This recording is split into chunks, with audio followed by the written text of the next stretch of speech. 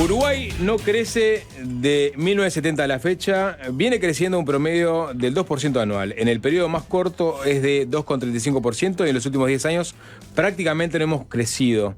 Con estos niveles de crecimiento es muy difícil sostener el aparato social que tiene el país. Lo podría decir casi cualquier economista de nuestro país. En este caso, quien lo dijo es Eduardo H., quien lo podemos presentar en su condición de asesor personal del líder de Cabildo Abierto, Guido Manini Ríos. Para H tenemos un problema de crecimiento, de gasto y de presión impositiva, y la única alternativa que se ha encontrado es la deuda que viene creciendo. Esto lo dijo en una nota con La Mañana hace unos días.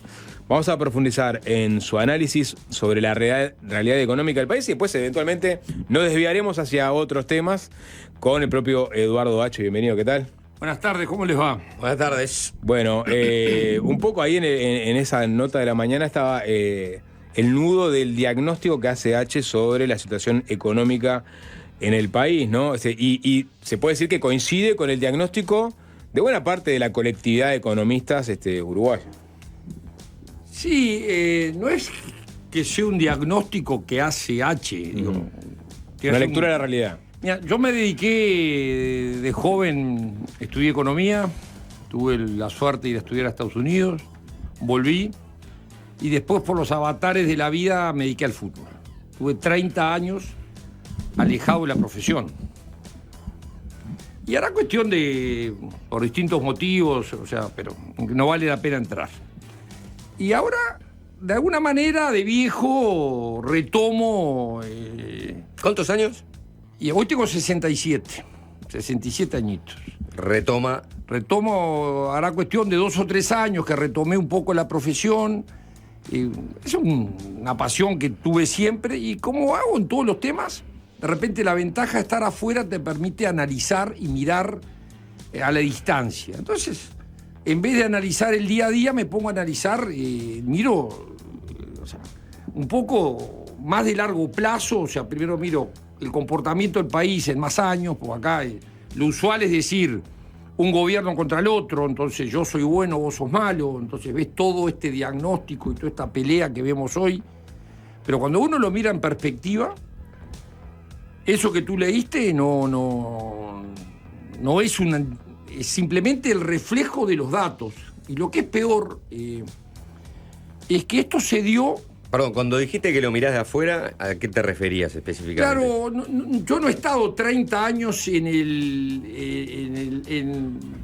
desplegando mi profesión. Entonces hoy, si tú vas a volver a algo, lo primero que haces es mirás, haces un diagnóstico, analizás. Entonces, la primera conclusión que llegás es Uruguay en el 50-60 era uno de los 20 países más ricos del mundo. ¿En el 50, el 60? Sí, en el 50, en el 60... Cuando nos hacen esa revolución snob que hubo en el Uruguay... En el 60 ya empezó el declive. Sí, de la pero economía éramos uruguaya, ¿no? todavía uno de los 60 países, uno de los 20 países más ricos del mundo, al punto tal que en el Paraninfo de la universidad vino Ernesto Che Guevara y dijo, cuiden la democracia y el país que tienen. Acá no hay lugar para hacer una revolución. Porque a veces tenemos mala memoria. Era un mundo de posguerra con muchas economías deterioradas y Uruguay todavía sobresalía. Uruguay hasta... veníamos con el boom de lo que había sido la Segunda Guerra Mundial para nosotros. Entonces, Uruguay hasta esa época todavía era uno de los países de punta y una de las sociedades modelos en el mundo. Termina la guerra... Hay mucho idealismo también en eso, ¿no? No, pero es una realidad, o sea, esos son datos. Entonces, déjame terminarte el análisis. Dale. Entonces, cuando el mundo sale de toda esa crisis, donde nosotros éramos la avanzada de esa crisis, el mundo en los 70 años de más prosperidad en el mundo fueron de 1970 hasta ahora. Y lo increíble es que cuando el mundo agarra esa dirección, nosotros agarramos la otra. Y así estamos. Entonces, cuando tú analizás los números, te da eso. O sea, Uruguay en 70 años creció un promedio del 2%. Pero hoy, si queremos, vamos, en vez de estar en el puesto 20 del mundo, estamos hoy 60 o 70. Lejos de ser ese país de clase media uniforme, que era un orgullo para todos, hoy tenés un país partido, porque hay una parte del país que le va muy bien, y otra parte del país donde estamos teniendo los problemas sociales desde la educación, por ejemplo. De leer, escribir, matemáticas, o sea, no es aquel país de que había una clase homogénea y tú tenías que rescatar a un 5%. Sí, pero también era un país donde muchos menos estaban escolarizados. Muchísimos menos personas. O sea, ¿cómo que no? La universalización de la educación hoy pero primaria. ya en el 50 o 60 el Uruguay la tenía. Sí, pero o sea, no tiene los niveles de universalización, sobre todo. No los tenía. O sea, yo creo que negar. Por eso digo que está muy idealizado. No, pero, o sea. Tenemos estudiantes universitarios más yo le estudiantes respeto, digo, porque yo, la verdad que como soy de otra generación, hay una realidad que yo escuché una frase: dato mata relato. Digo, hoy en día hoy vivimos en un mundo del relato, donde es muy fácil crear una abstracción, pero la realidad es que Uruguay, hasta el año 1950, 1960, era uno de los 20 países más ricos del mundo, una de las democracias más estables del mundo, una economía integrada, y vino después todo el tema, sustitución de importaciones, vino toda una política donde de cerrar el país. Entonces, cuando el mundo se abrió, el Uruguay se cerró, y hoy es parte de las consecuencias. Pero si de repente, eso por lo menos mi opinión, y hasta el día de hoy no he encontrado una economía... Cuando Uruguay se cerró. Claro, cuando el mundo se abre, el Uruguay se cierra. Pero yo pienso que es justamente lo contrario, ¿no? O sea, se inician en Uruguay una serie de reformas liberalizadoras que arrancan con Beck Villegas. No, bueno, pero... De acá del 70. Sí, pero pará. Continúan mucho en la administración de la calle y desde allí, bueno, el Uruguay, pero me alegra, el control de cambios, la sustitución de importaciones, me alegra, las sobreregulaciones, los problemas arancelarios, o sea, que existan esos problemas hoy, está bien, pero Uruguay inicia un camino de apertura y acompaña al mundo en un camino. No, pero de, o sea, apertura. me alegra tu análisis para ponerlo en perspectiva, y te recomiendo a mí un profesor mío. El de Pascal lo leí. Bueno, por eso. Entonces, y ahí te dice bien claro que el Uruguay, después que se cierra, y por eso viene el periodo militar, ¿no? Parte fue el problema económico que generó, en parte, esa pérdida de la democracia. Pero ahí capaz que tenés que analizar. Pues es que el surgimiento de la guerrilla tiene que ver con el deterioro económico y la salida de los militares para eso fue anterior. luchar contra... No, eso fue anterior. O sea, el surgimiento de la guerrilla acá en el Uruguay, o sea, creo que es uno de los relatos que también hay, pero no sé si vale la pena entrar, digo. No, yo para entender... Acá se alzaron contra una democracia. O sea, la dictadura, o sea, la ruptura de la democracia viene posterior. Pero H dice que el deterioro económico influyó en la llegada de los militares. Algunas explicaciones generan eso, y parte del argumento que se usaba para mostrar era una economía en crisis, el problema estancada, social era ese, un país que era demasiado rico tuvo esos problemas. Pero frente al tema que tú planteabas, cuando tú mirás, es cierto, el periodo militar hicieron dos reformas. Una es liberalizaron todo el sector financiero, que hasta el día de hoy perdura.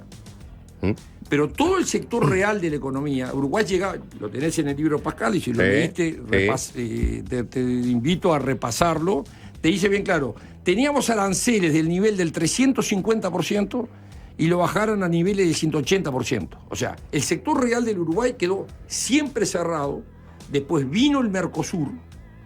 En el Mercosur, puso el arancel común, que es uno de los aranceles más altos del mundo. No solo es uno de los aranceles más altos del mundo, sino que aparte Uruguay no solo tiene el arancel más alto del mundo, pero creo que esto sería un tema interesantísimo para venir un día a hablar exclusivamente de él, porque la protección de un país... Hemos entrevistado a Marcelo Ayrant. La protección de un país no es solo el nivel arancelario, sino que aparte tienes todo otro sistema paraarancelario, todo lo que es el LATU, todo lo que son, o sea, una cantidad de restricciones. Voy a poner un ejemplo.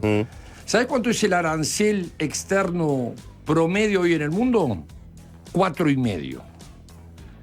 Bajó del entorno del 16-17% en los 90 a 4,5 hoy. En el año 2000 y algo, cuando teníamos que financiar parte de nuestro déficit, pusimos la tasa consular. Solo la tasa consular... Que se sacó y se reimplantó. Solo la tasa consular es el 5%. O sea, es el 100% del arancel externo del mundo. Y si le agregás el arancel promedio que tenemos nosotros, que debe ser un 16-17%, estás en un 300% por encima de lo que cualquier país normal en el mundo tiene hoy. Está bien. Entonces, país chico todavía. Entonces, son temas que a veces en Uruguay se hablan poco.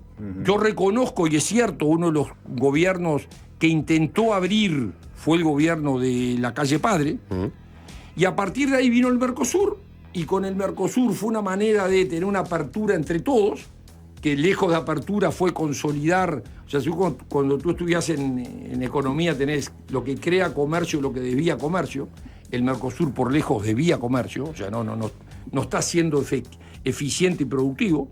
Pero bueno, ya hoy... Pero con el tema aranceles, ¿no?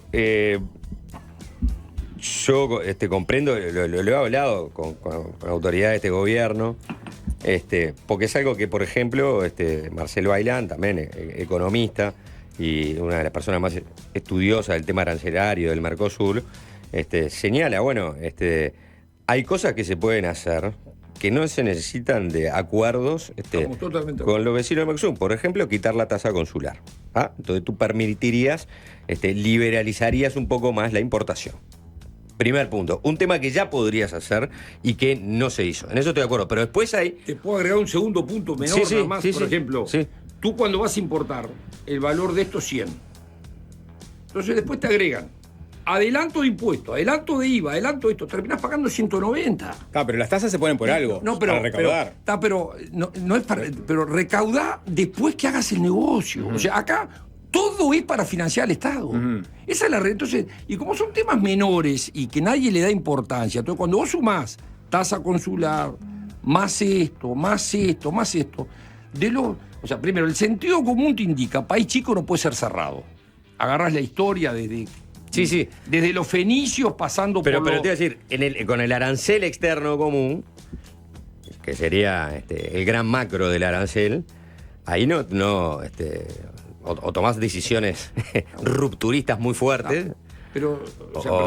Porque ahí sí estás inmerso en un corset, como se ha hecho muchas veces. Pero hay una cantidad de del proteccionismo argentino y brasilero. Pero es cierto, es una decisión país que la tomamos todos. Pero hay una cantidad de otros temas, como tú muy bien dijiste, que acá no se hablan y no se encaminan. Pues es que hay tasas que se pueden eliminar unilateralmente sin pedirle permiso al Mercosur. Pero ni lo dudo. Pero tenemos un tema menor.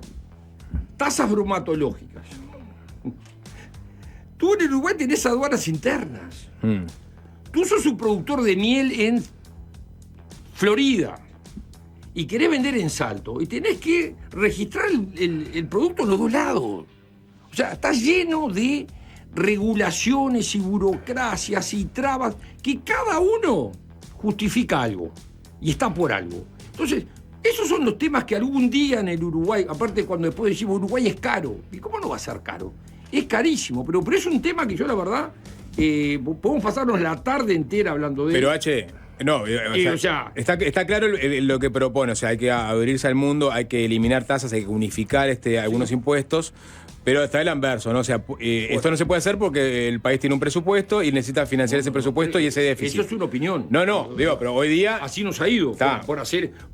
Mi opinión es, por seguir ese camino, así estamos. Bien, entonces, ¿cuál es la propuesta de H del otro lado, ¿no? Para no tener que depender del ingreso de esas tasas, de esos impuestos tasas bromatológicas, lo que sea, es achicar o hacer más eficiente el Estado. Te voy a poner un dato porque a veces vos sabés que cuando uno empieza a mirar, decís, agarré una serie, porque aparte acá la madre de todo el borrego, como se dice, es el déficit, ¿no? O sea, ningún ser humano, ninguna familia puede gastar más de lo que gana, por lo menos en forma permanente. Podás hacerlo transitoriamente, tenés una crisis. Yo te agarro del año 94 al día de hoy, 30 años. El único año en el cual Uruguay tuvo equilibrio fiscal fue en el 2007 con Tabaré Vázquez. De 30 años, en 29 años, el Uruguay... Perdón, el 2004 con 2007, Valle. El 2004 con Valle, ¿no? No. ¿No hubo un año ahí que fue superavitario? No. Con una usted que se hizo con la crisis, ¿no? Desde el 94 al año 2023, solo un año tuvimos equilibrio fiscal. te agarro los últimos 10 años, y no es... los últimos 10 años es, mientras el país creció en 10 años el 1%, el déficit fiscal en promedio en los últimos 10 años fue 3,9. Entonces vos decime, ¿puede un país no crecer? Yo soy un convencido por qué no crece. No crece porque seguimos con una cantidad de medidas que lo que hacen es, si vos tenés gasto público, si vos tenés ineficiencia, si vos tenés un país cerrado, cosa que cuesta hablar en este país, es lógico que no va a crecer.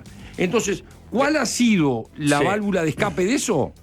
Endeudarte. Pero, entonces, la pregunta es, ¿podemos seguir? Entonces... Bueno, yo creo que hoy en día, yo entiendo ese diagnóstico, digo, me parece que es un diagnóstico hoy en día bastante extendido en el mainstream económico del sistema político y de los independientes al sistema político, ya sean consultores, economistas, en fin. Está bien, uno puede decir, bueno, no sucedió, el Frente Amplio terminó con un déficit del 4,5% en el 2019. Y es verdad, producto de algunos problemas anteriores y de la inercia del gasto. Producto de que la economía se estanca y cuando la economía no crece, la inercia del gasto es muy grande. En ese caso fue al revés. Si tú agarrás los 15 años del Frente...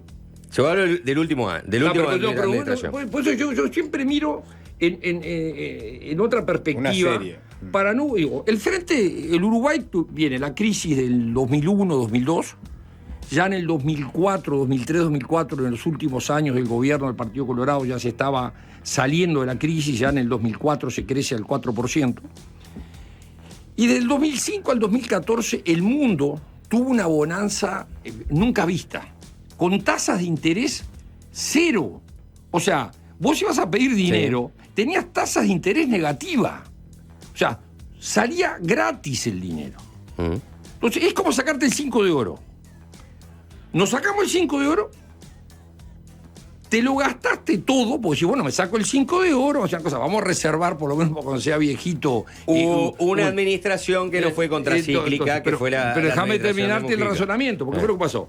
No solo te la gastaste toda, pusiste el IRPF, que aparte, lejos de ser un impuesto a la renta, es un impuesto al trabajo, pusiste la tasa consular, aumentaste el gasto y aumentaste la deuda. Tú decís, algo que era transitorio, en el Uruguay lo transformamos en permanente. Y hoy es claro, viene este gobierno, recibió eso, recibe la pandemia, la sequía, y toda su intención de decir, vengo y cambio esto, obviamente la realidad lo llevó a que es mucho más difícil. El déficit fiscal está en 2,5 ahora. No, está como cerca del 3,8. Cuando vos sumás, cuando vos sumás, porque acá lo que tienes que tomar es el déficit del gobierno central más el Banco Central. No, vamos a tomar todo. No, más el BPS.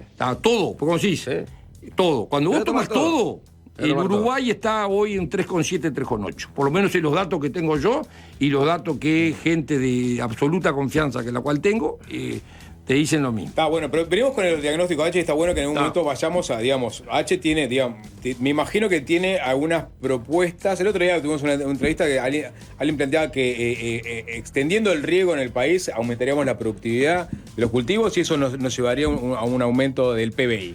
Una idea concreta, ¿no? ¿Qué ideas concretas tiene H para que este país crezca? A más allá de, digamos, unificar aranceles, eliminar aranceles o, digamos, bajar considerablemente la carga impositiva. Pero que no es, no es menor. 2,7. ¿Qué? 2,7. Entonces, los datos del Instituto Nacional de Estadística, el cierre del año 2023, sumale todo. El gobierno central BPS, 2,7. Ese es el dato oficial. No sé qué número maneja H. Bueno, lo mismo que maneja Javier Daído, lo mismo que bueno, o sea... estos son datos que surgen. Pero perfecto, entonces... yo te puedo asegurar que lo voy a mandar. Yo no estoy hablando. Lo que quería terminar de decir en un momento es que hay un consenso ya bastante extendido de que la macroeconomía tiene que estar ordenada para permitir que el país crezca. Eso es así. Entonces, bajar el déficit fiscal fue, de hecho, una de las discusiones más comunes que se tuvo en la campaña del 2019. No pasó. Bueno, O sea, pero tú mismo estás diciendo pero por eso digo, que hubo una pandemia, que hubo una miremos para seca. adelante, digo. Bueno, vos no podés cortar el gasto de una. O sea, bastantes problemas tuvo este gobierno. Estoy de acuerdo, pero. Realizando un ajuste en medio de una crisis, como lo hizo, como para venir, si no, llama a Milei. Invitalo a que venga y que pegue el verdadero ajustazo de todo. Y, no, yo lo que quiero es. Y en 3 años bajás el déficit fiscal. A mí me encantaría evitar que venga Milei. A mí, al revés. Yo lo que. Porque creo que estás tocando un tema que es el tema central. Porque pareciera. Vos sabés que hoy se ha polarizado tanto el tema que cuesta decir las cosas. En Uruguay, decir esto pareciera que estás hablando en contra. O sea, esto es la realidad del Uruguay. Yo creo que esto te lo dicen todos los economistas, Por eso empecé barro, pero no sé cómo decir. Esto es una realidad. El Uruguay, yo no he escuchado hablar de que el Uruguay hace años que vive a deuda. Poquito.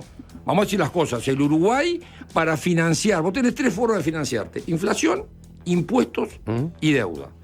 Inflación la hemos frenado, sin duda, brillante. Impuestos, no hay lugar para más impuestos. Es clarísimo que el Uruguay ha llegado a un tope de gasto público. Y deuda creció en este gobierno. Viene creciendo hace tiempo, no bueno, esto. O sea, al revés. Estoy pensando en lo que. Por eso. En relación. Yo te puedo asegurar que en estos 4 años el nivel de deuda aumentó. Debe haber aumentado de 10.000 millones de dólares para arriba. Y sé lo que te estoy diciendo. Entonces. Tengo el dato también. Míralo. No, o sea, no importa. Pero y te recomiendo, ¿cuál es el punto más que el dato? Bueno, entonces. Animarse a. ¿Esto para qué se plantea? Yo, por lo menos, a mí me preguntan, ¿usted qué opina? Mire, yo el país lo veo así.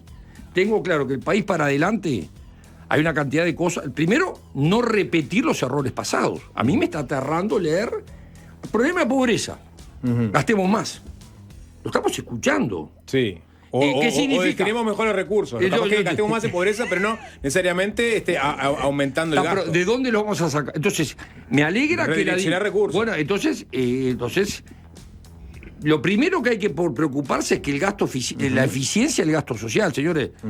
No gastemos o sea, porque acá se piensa que por poner más más recursos a la educación va a estar mejor. Y la prueba está que hemos venido creciendo los recursos a la educación y cada vez está peor. Bueno, ahora tuviste una transformación educativa a la cual se le pidió que se le dieran más recursos que no se le dieron. O sea, tenés, digamos, una transformación educativa que había un consenso dentro de la coalición de que iba a mejorar a largo plazo los resultados globales de la educación en Uruguay.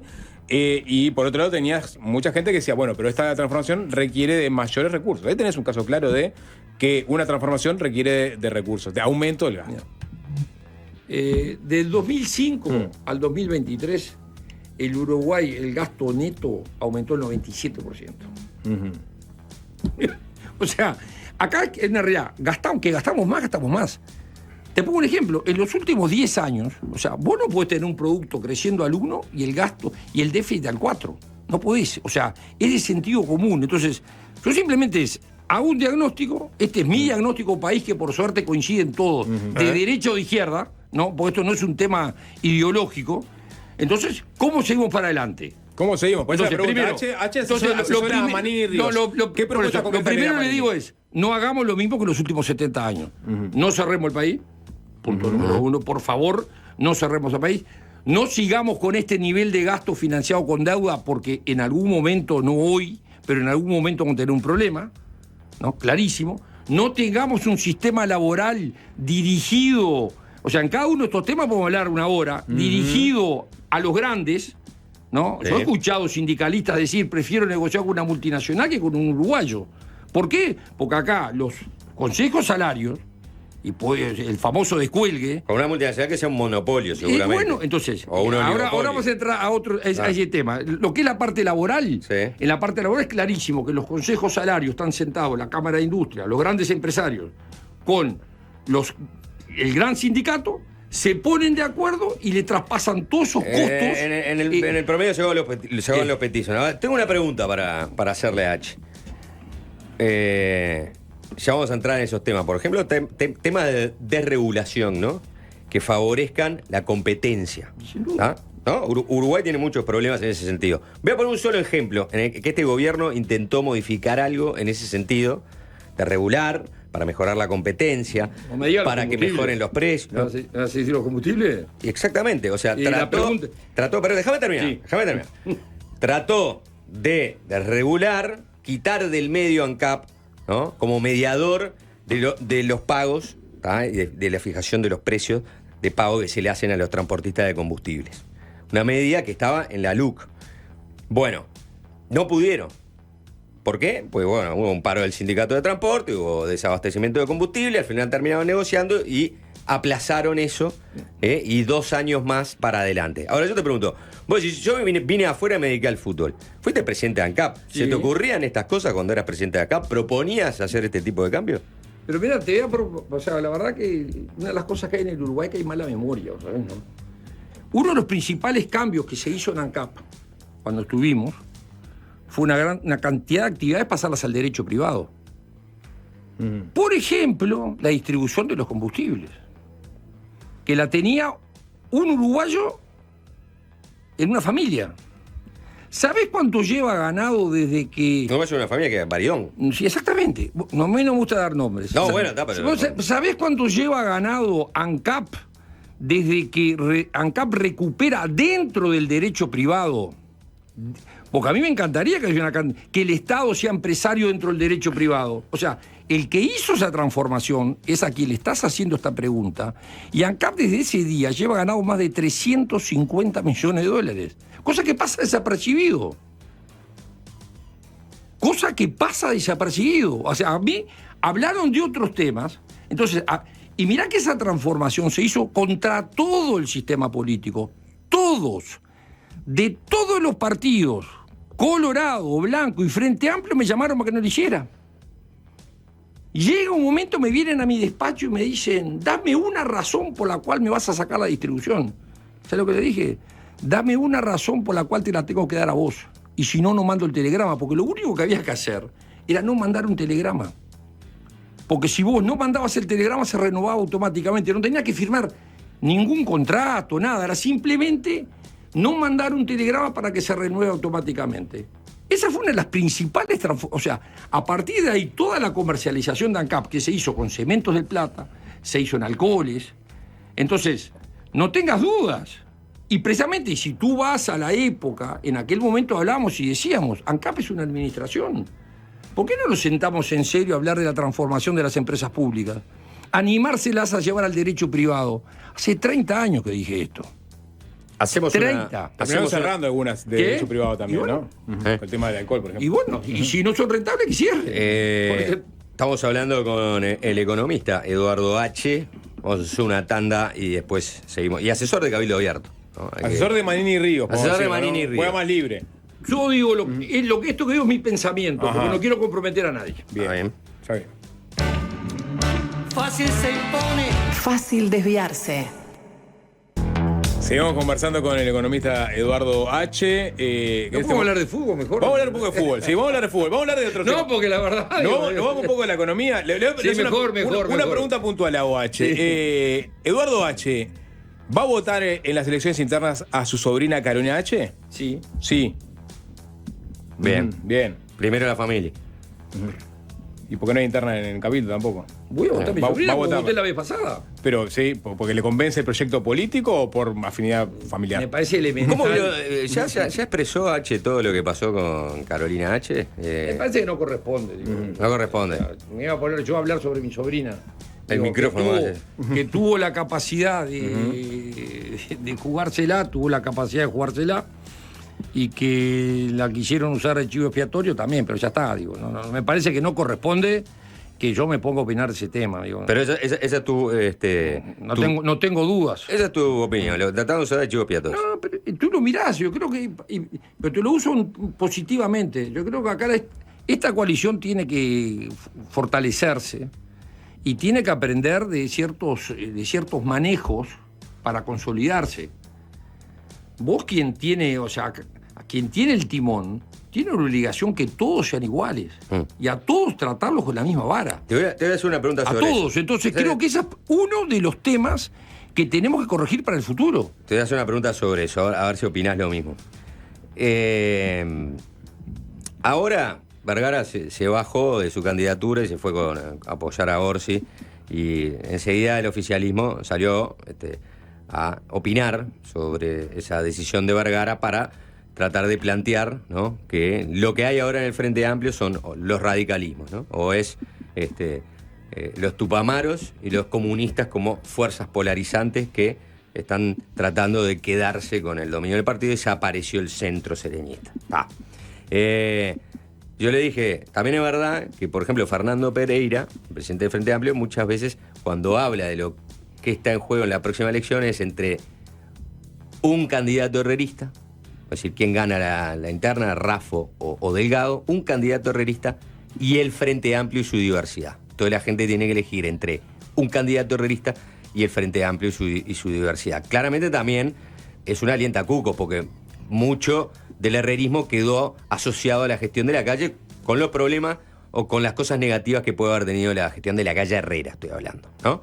Y él me contestó, bueno, pero son temas distintos, porque es verdad que esto no es una coalición, ha sido una coalición parlamentaria, pero no ha funcionado como una coalición, y como decías un poco vos recién sin mencionar, el timonel, el presidente, no abrió el juego ni jugó con las mismas condiciones para todos los socios. ¿Eso es lo que vos pensás? ¿Estás de acuerdo con eso? Yo creo que esto es una coalición que, primero, hace 4 años nadie daba 2 pesos por que dure la coalición. Yo integré la coalición con el gobierno del padre del actual presidente. A los 2 años y medio se había bajado la mitad de la coalición. Perdón.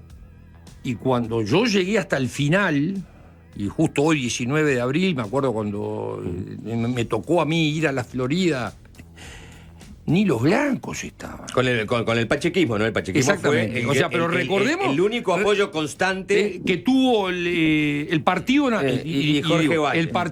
Pero perfecto, se bajó antes. Sí. O sea, se bajó el vicepresidente.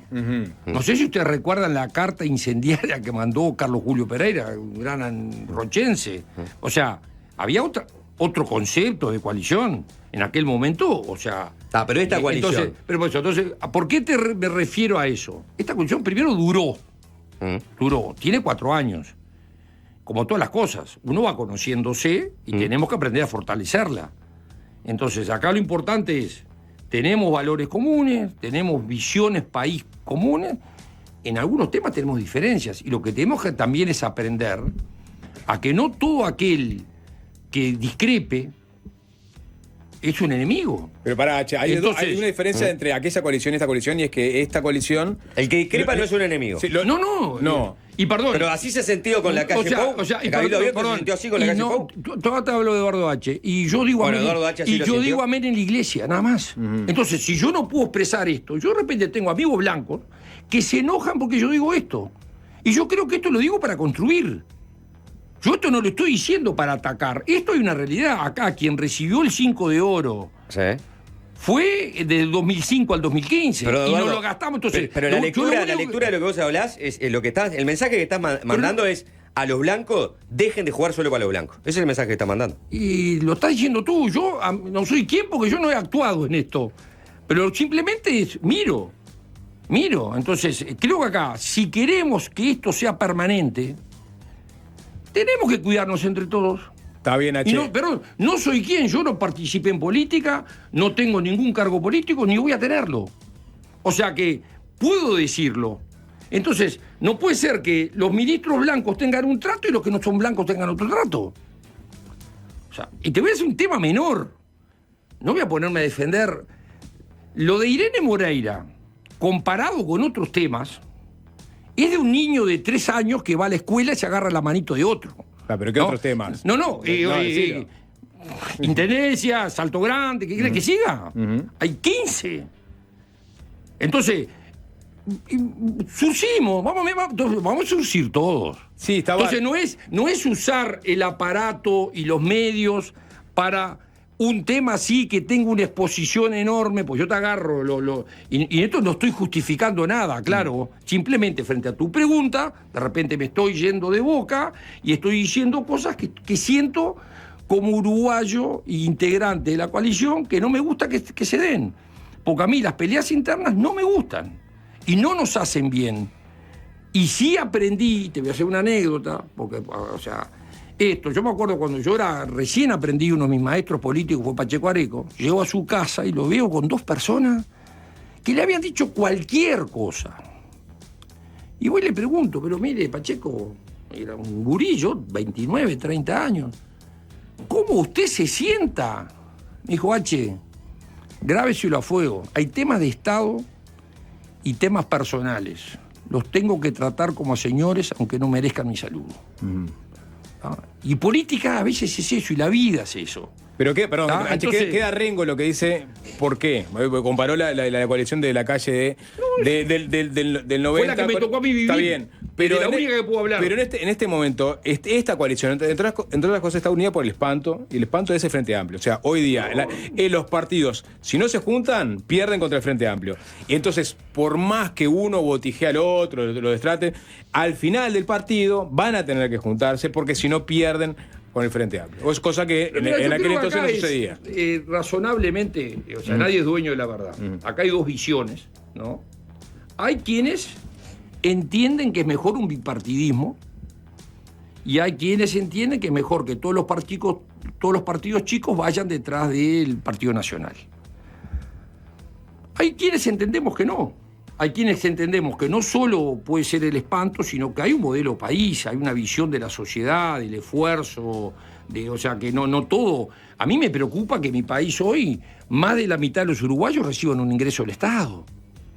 A mí me preocupa que mi país hoy, los que trabajan, el IRPF, tenés 3 de cada 10 uruguayos que sostienen el país. Pero tu modelo de país está más cercano al Partido Nacional que al Frente Amplio, en tal caso. Sin duda. Pero y eso es a lo que voy. Y te digo más. Sí. Yo creo que mi modelo de país es mucho más auténtico de lo que es el viejo Partido Nacional que este Partido Nacional. Lo ves muy zurdo a este Partido Nacional. No, corre por cuenta tuya. Digo. Te pregunto. Corre por cuenta tuya. Me hablás, aquel Partido Nacional, pienso en la calle Herrera, que es de centro. Hoy vemos es que de centro. Todo, como lo dije en el reportaje de la mañana, todos tenemos que ser. Es una pelea por el centro. Es una pelea por ser políticamente correcto. Y bueno, pero ya está. Digo, este gobierno no es ni el de Valle ni el de la calle Herrera, este gobierno. Ideológico. Y de repente es mejor. No sé, primero yo reconozco. Valle no. Claro, ¿qué pasa? Pero es un tema generacional. Yo tengo 67. Y yo veo, hoy en día no es mi mundo. Entonces yo tengo una opinión, una visión. Creo en ciertos temas. A mí nadie me va a convencer de que con más gasto el Uruguay va a salir, que con un país cerrado el Uruguay va a salir, que con esta regulación laboral el Uruguay va a salir, que con más deuda no me van a convencer. Entonces, tampoco puede ser que por animarte a decir esto, te miren mal. ¿Vos pensabas que el proyecto de ley de Cabildo, el proyecto de ley forestal, era bueno? ¿Era un buen proyecto? No, lo que nosotros planteamos es que no pueden haber subsidios por 30 años. Eso es lo que planteamos. Y lo he hablado con gente amiga y del sector forestal. No existen subsidios por 30 años. Entonces, animarte a decir esto, sos enemigo. Buscá. Porque acá, en algunos temas somos liberales muy light, ¿no? Vos hablabas de regulaciones, sí, ¿no? O sea, hay cosas que el Uruguay regula lo que no debe y no regula lo que debe. Te pongo un ejemplo, o sea, en ese tema es muy claro. Mi posición con respecto, fue una gran decisión país haber apoyado al sector forestal, sin duda. El único planteo es, no puede ser de por vida un apoyo. Las muletas, o sea, son... Ya están, entonces las muletas ya hay que sacárselas. Yo hablo conceptualmente. Pero ¿cuál muleta en particular? Porque ahí podría ser... Pero son distintas muletas, entonces la pregunta es, en un país que está teniendo problema de gasto, en un país que para que se invierta tenemos que hacer exoneraciones porque si no, no hay inversión. Y es lógico. ¿Cómo va a haber inversión con el nivel de gasto público que tenés, con el nivel de impuestos que tenés? con el nivel de deuda que tenés. Es clarísimo. Entonces, el país no tiene más remedio que exonerar para que hayan inversiones.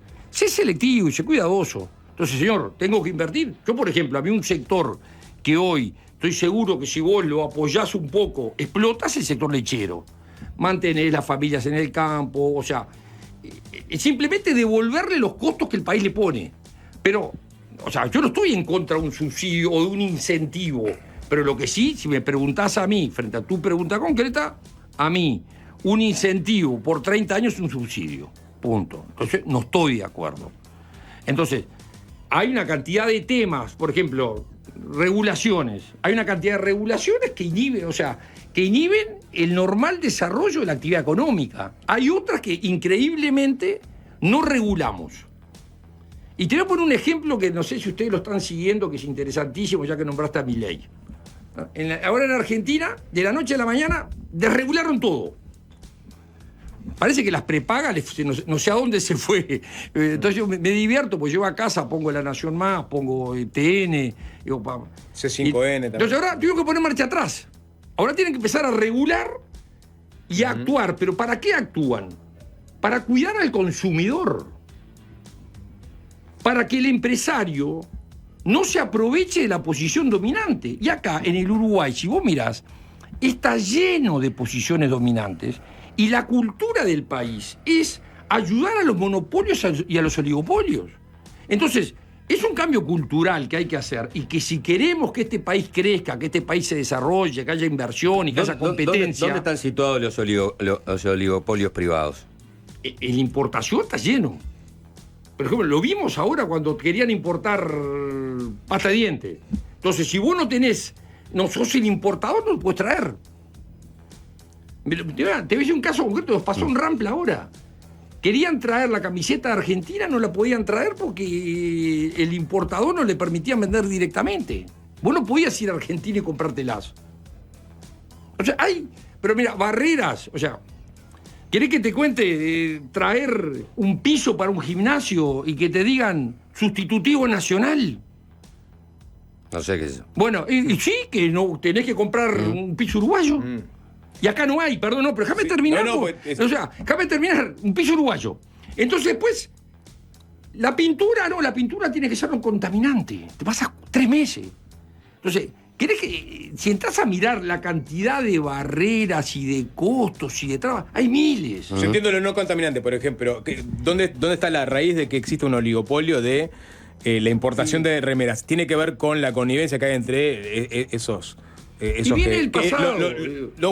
Viene el pasado, pero viene también de la connivencia con partidos políticos, por ejemplo, que tienen relaciones directas con esos empresarios, entonces nunca hacen nada. Esos temas, pues si no lo cambiás. yo creo que sería bueno, en cada uno de esos temas, si vos te ponés realmente a gente profesional a analizarlo, aparecen 25.000 de esas cosas que tenés que eliminar. Acá a veces no solo hay que legislar, acá habría que deslegislar. Si acá te pones a sacar leyes que no tienen sentido, o sea, ¿cuál es el origen de la palabra privilegio?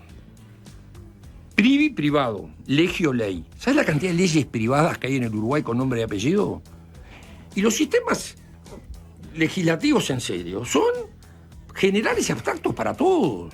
Entonces, no vas a desandar en 3 días, en 3 años, o 4 años, o 5 años, pero ¿por qué todo esto? Pero ¿no? ni H, que juega libre las menciones, imagínate los partidos políticos. Pero yo por lo menos lo estoy... Me preguntan cuál es su opinión, digo. ¿Y crees que el gobierno, este gobierno hizo algo en ese sentido o hizo la plancha? Yo creo que este gobierno hizo una cantidad de cosas y otras cosas no las hizo, y estas, pero aparte, yo no las estoy diciendo hoy.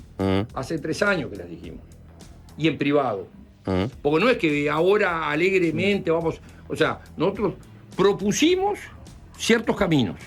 Desde el IVA personalizado, desde todo el tema de... Ahora, cuando decís propusimos, ¿estás hablando de H o de Cabildo o de Manini? Yo fui a reuniones con Manini y con la ministra de Economía. ¿Tá? Okay. O sea, pero hay ciertas cosas... El IVA personalizado... Hay ciertas cosas que son en privado. Propusieron. Hay ciertas cosas que son privadas. El tema de corregir el sistema de exoneraciones. Hay algunas que sí tienen sentido. La COMAP.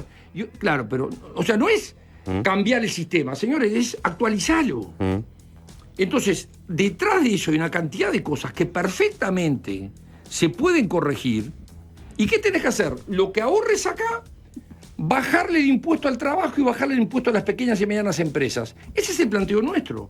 Pero no de hoy, y cuando acá se iba a bajar el impuesto a el patrimonio del sector agropecuario, entonces dijimos, antes de bajar el impuesto al patrimonio del sector agropecuario, bajemos primero el impuesto al trabajo. Y se bajó primero el impuesto al trabajo.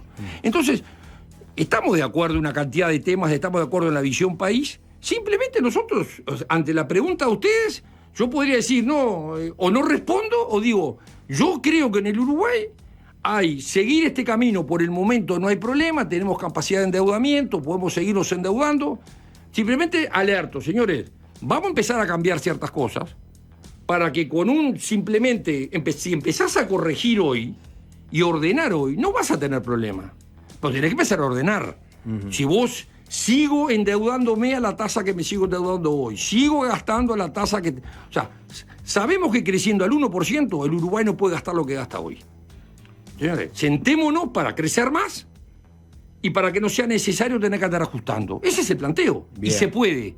Y hay recursos para poder hacerlo, simplemente retocar de un lado y ponerlos en otro. Pero, digo... Bien. Tenemos una zona lúdica. Antes una que es de rigor, mucha gente incluso la preguntaba, es saber cuál es su situación procesal en Perú, si lo siguen investigando por el lavallato. Es una investigación que se inició en ese país, por esta mega causa. Está en manos de la justicia y hasta el día de hoy...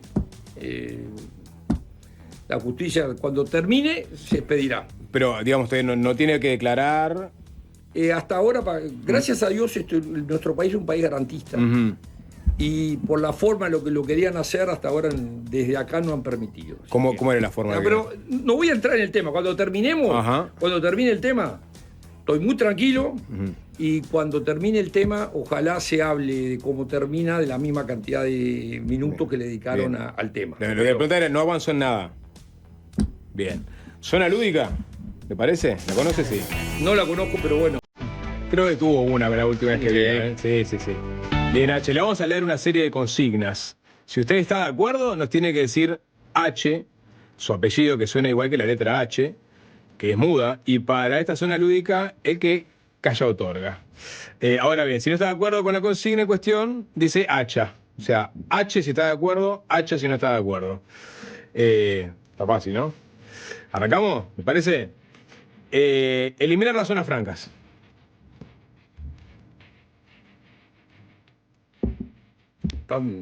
¿De blanco-negro? Sí. Blanco-negro. No, está. Ni blanco ni negro. No las eliminaría. No las eliminaría. Bien. Corregiría una cantidad de cosas, pero no. Eliminar el IRPF y volver al sistema tributario previo a la reforma del primer gobierno del Frente Amplio. ¿H o hacha? Yo armaría un IRPF en serio que no sea un impuesto al trabajo. Hacha. Entonces. Hacha. Bien. Motosierra. Bien. Si le queda mejor motosierra, vamos a hacer motosierra. Estamos ganas de decirlo. Está lindo esto de la motosierra. A ver, la coorganización del Mundial 2030. ¿Qué pasa? ¿Cuál es la pregunta? ¿Hacha o H? ¿Le gusta la modalidad en que Uruguay ingresó a la organización? Y no había otra, fue pretender que nos dieran un mundial era un sueño. Bien. El matrimonio igualitario. ¿A favor o en contra? Cada uno haga lo que quiera con su vida privada. ¿A favor? Sí. H. Perfecto. ¿El plebiscito para el ingreso a intendencias por concurso? También hay que hacerlo. Hay que hacerlo. El plebiscito contra Y me llama poderosamente la atención que no se quiera hacer, pero bueno. ¿El plebiscito contra la reforma de la seguridad social? Y una locura. El semanario de búsqueda. Supe ser columnista. ¿Y ahora no lo defiende más? Lo leo poco. Lo lee poco. Bueno, lo leo poco. Está bien. ¿La ley trans? ¿A favor o en contra? No tiene ni siquiera muy claro. No tengo claro. Soy de la vieja escuela, yo.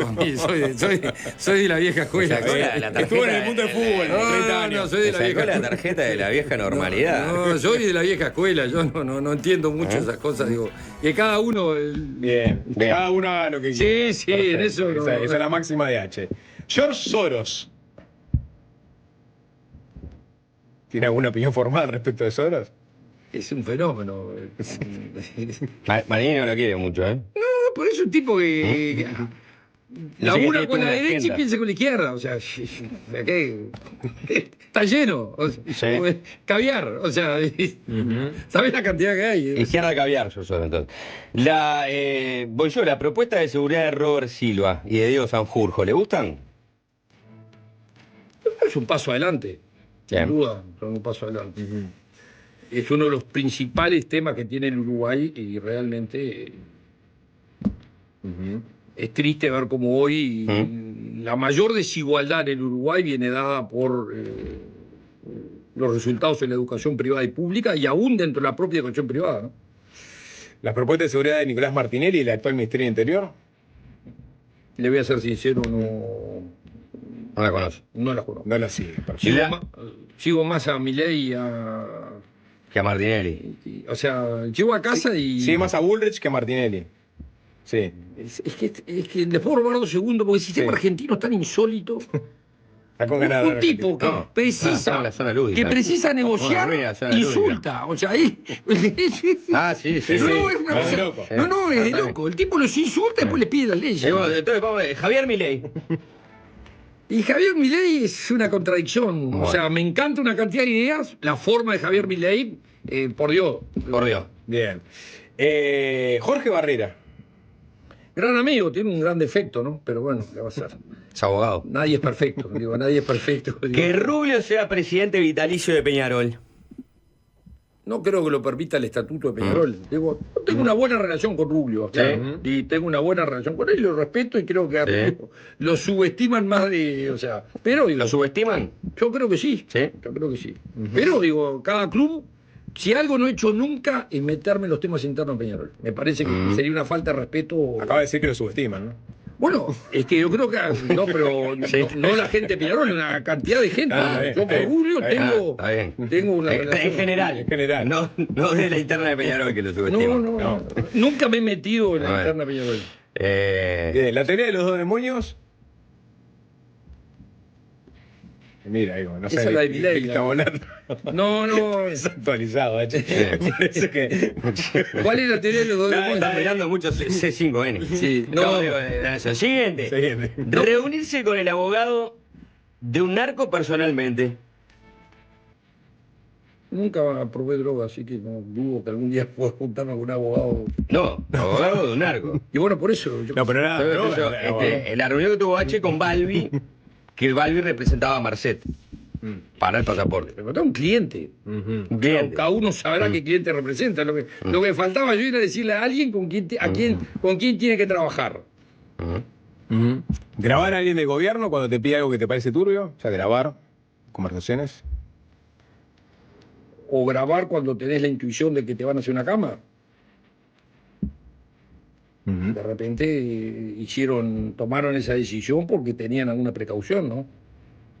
O acá pareciera que la única culpable es una persona. Jorge Díaz, ¿sí o no? Y como profesional, sí. Y después, como que otra cosa. Bueno, hoy es profesional, no soy quien para juzgarlo. Yo no juzgo gente, he aprendido a no ser juez. ¿Y como líder de la manada, también? ¿Sí o no? Yo creo que Jorge Díaz en algún momento va a ser política, acordate lo que te digo. La ¿En última. algún momento? Bueno. Risas. Diego Polenta en la saga de Nacional. Y creo que jugó 200 partidos en Nacional. Laudaf. ¿Eh? Buenas rayas se inventaron el otro día en un partido nacional y Amar, no sé si lo viste, ¿no? No, yo lo que vi fue unas declaraciones sobre... Ajá. Parece que hubo unos escolares haciendo unas rayas con... Veo que acá tiene alguna tendencia también, ¿no? O sea, la obligación del periodista es ser... Esta es una audición partidaria de Peñarol. Sí, sí, por eso mismo, o sea, me alegra que... Acá no se tapa. No voy a opinar. Cambiamos el programa, estamos en mancha guante. ¿Eh? En este momento. Bueno, no va a opinar de eso, del colegio de árbitros no va a opinar. Y No va a decir nada. que cobren bien. Le cobre bien. Esa es que cobren, que sean parejos para todos, esa es la obligación. Pues ya fueron parejo para Nacional durante años, ¿no? Sigo. Prefiero no responder porque si no, o sea, por responderte a ti que me muerdo, voy a entrar en un... Mañana, una vez en un programa, Sí. dije, estamos cuidados y hasta el día de hoy me la cobran. Es verdad. O sea, después que me preguntaron 17 veces. ¿Y qué opina? Yo no respondí. Y al final dije, Sí. Bueno, el chino La Salvia dijo que, y ahora tiene que ir a declarar ante el fiscal romano, que él había puesto plata para comprar un arbitraje en un clásico. ¿Esas cosas pasan? a mí nunca me contaron. Mientras nosotros actuamos. Bien. Eduardo H., muchas gracias por estos minutos de fácil desviarse. Gracias a ustedes. Es fácil desviarse.